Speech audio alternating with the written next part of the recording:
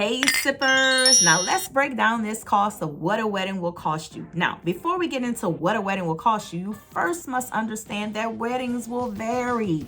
I know you're like, why am I Googling and it's telling me 20,000, but when I start getting my estimates and costs back, it's way more than that.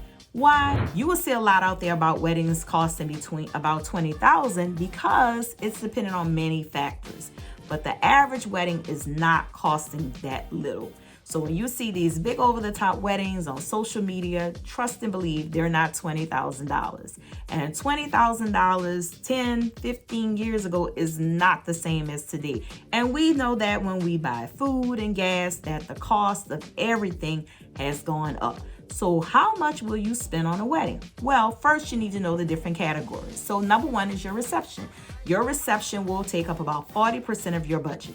And on average, my clients are spending about $100 a head up until $120.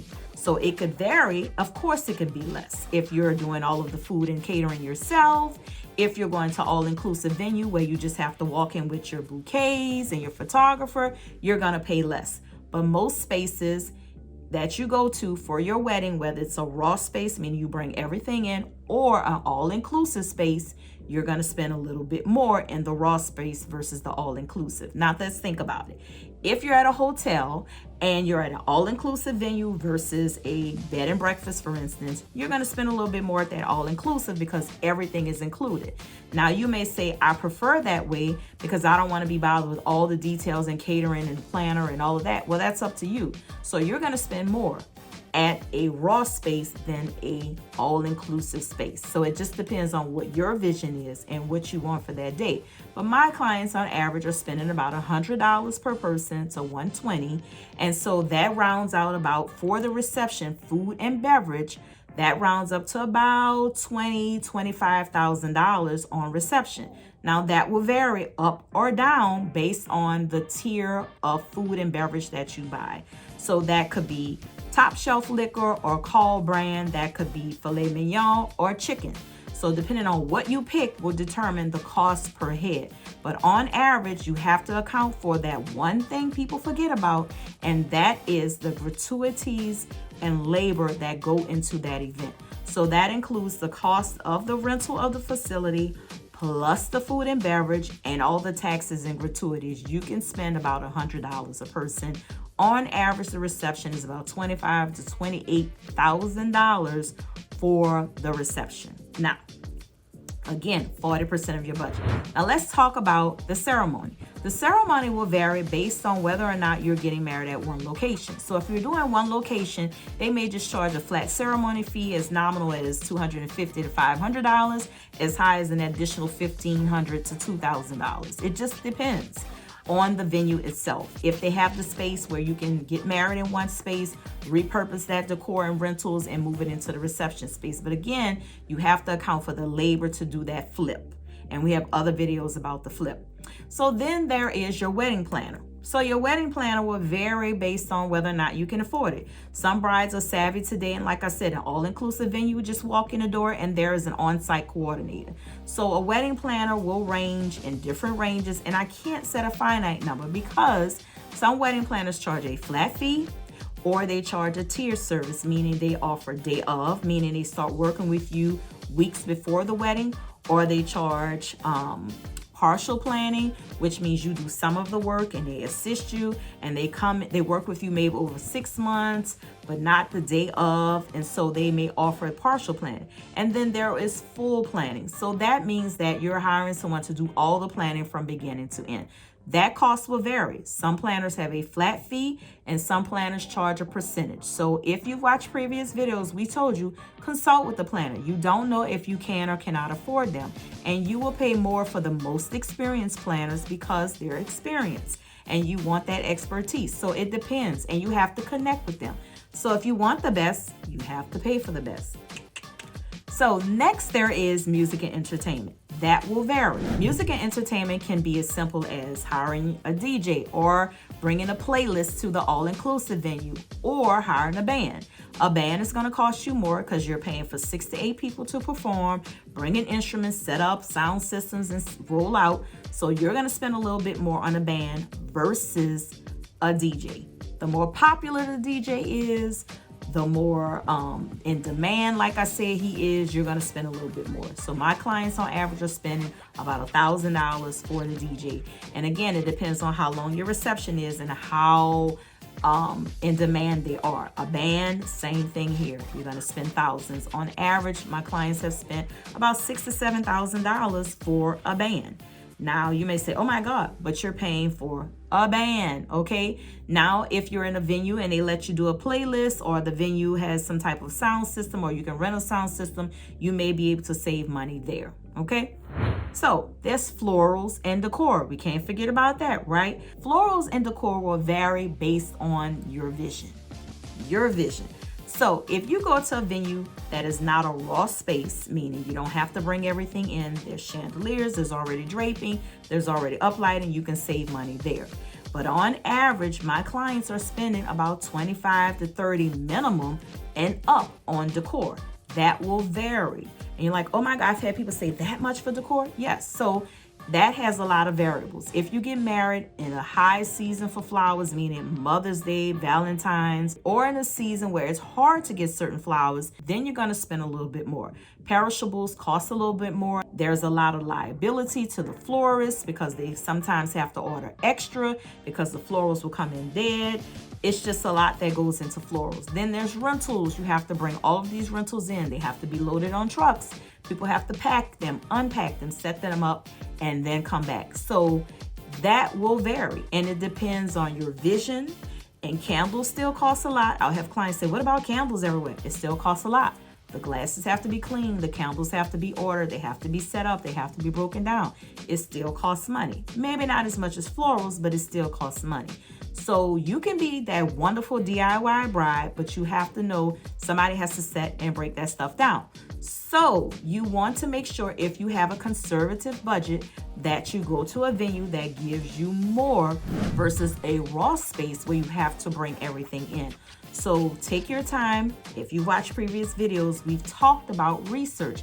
Make sure you're getting with the venue that gives you the most for your money, and you don't have to do major construction like putting down floors and building it out, because now that's customization and you're going to spend a little bit more. But even if you go to an all-inclusive venue or a venue that offers more amenities, it still costs, y'all. It still costs because there's production costs. There's that one item everybody forgets about, and that is that production cost. That is the labor. That is all of the people who go into making these events beautiful and happen. And you have to have the right people on staff to make that happen. And the more decor, the more labor it takes, because it takes a lot of people to pull those things together. Now, I know I like to be people's fairy godmother, and I wish that I could just take out a wand and make everything appear with the click of my fingers. But unfortunately, that does not happen. It does require a lot of labor, and it's not a one-person thing. So you will spend a little bit money. And we have a video that talks about how to cheat the eye, how to make the space, or cheat the camera, I should say the camera lens. But we talk about that in decor and things you can do to save, and tips on how to maximize your budget so that you can have it. You cannot barter an over-the-top wedding. I don't care what these blogs and things tell you. You can have this for this. It is not possible, people. Flowers and all these things cost. But if you're a DIY bride, I tell my clients, stay within your budget constraints and also manage your expectations. Maybe cut your guest list, maybe go to a venue that offers more. There's ways to have a beautiful wedding without going over budget or spending more than you know you really want to spend. Because what? We have to live after the wedding. So make sure you understand that about 30% of your budget will go toward decor and rentals, okay? It's just what it is, y'all. Next, there is dress and attire. Again, another item that will vary. Most of my clients will spend as little as $1,200 and find some beautiful gowns to as high as $2,500. My brides who prefer customization, they're spending $10,000, $20,000, $25,000 on these custom gowns. So the more in demand or the more customization, the more embellishment that you get on the dress, you're gonna spend more. So attire is usually about 5%, but you can go over when you do custom dresses. And honey, the dresses are beautiful today, but you can really get some great dresses out there if you do your homework and shop around. So That's going to depend on you. Now let's talk about stationery. Stationery will vary. Stationery is something like your invitations, save the dates, programs, fans, all of that stuff, giveaways if you're in New Orleans, second line handkerchief. But if you're not, that will vary based on what you expect. So if you want custom invitations in acrylic or laser cut or boxed invitations or video invitations, you're going to spend a little bit more. But you can cut costs in this area. Don't hate me, stationery companies, but that area will vary. So there are a lot of companies out there today where you can make your own invitations, order some samples, keep that cost nominal, or you can do all digital. Post-pandemic world, people are being very creative with how they invite guests and receive their RSVPs. The more inserts you have, meaning your RSVP card, admit cards, all of those things will cost a little bit more, and postage. So you have to account for about 5% of your budget. Next, there's photo and video. You pay for what you get. Remember, you're trying to capture those memories that you can't get back again. You want someone who's going to give you all that attention and all this money you spent. You want to make sure they're capturing every little detail. So you don't want your family and friends doing your photography and video on a hookup. Look, I understand there's areas to cut, but that is not an area to sacrifice. Cut somewhere else. You don't have to have Hollywood's best photographer and videographer. However, you don't want someone who's inexperienced, who's practicing on your wedding. If you want to support a friend or family member who's just starting out, let them do your shower. Let them do an engagement picture. Let them do your engagement dinner or whatever, but not your wedding. That's a moment you can never get back. And depending on the colors, and we have a whole other video on that, child. Make sure that you subscribe. So again, that's not an area where you want to cut significantly.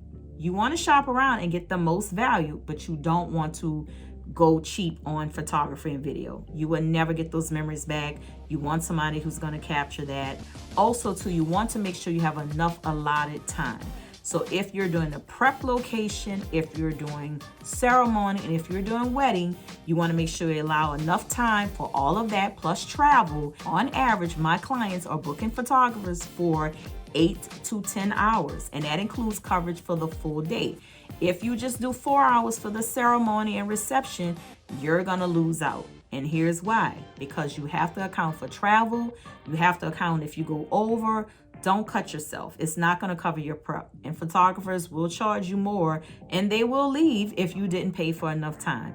People will pass on in your life, and you'll get to look back at these memories. And you don't need super long videos like years ago. The wedding videos used to be 10 hours long. You don't need that anymore. But you can maybe do a sizzle reel, but you still want the best capture of it. The artiste of it. You still want to make sure you capture those memories. So I'm going to get off my soapbox on that, but let me tell you, don't do the whole DIY hookup on your photography and video. You want to make sure it's somebody who's reputable and provides a good service. And you can shop around. And on average, my clients are spending about $6,000 on photography and about videography about $2,500. You can get less, you can get more, but you pay for what you get. So again, you don't want to cheat yourself and not have good memories captured. You don't have to have the Hollywood best, but you definitely want the best you can for your budget. Now there's transportation. Transportation will vary based on if you're going to one location versus two locations. So if your reception and ceremony are all in the same location, you can save costs on transportation. Now, if you go from a prep location to the church and to the reception, that's a fee. Then if you need car service for everyone at the end of the night, that's a fee. If you're transporting your guests between locations, that's a fee.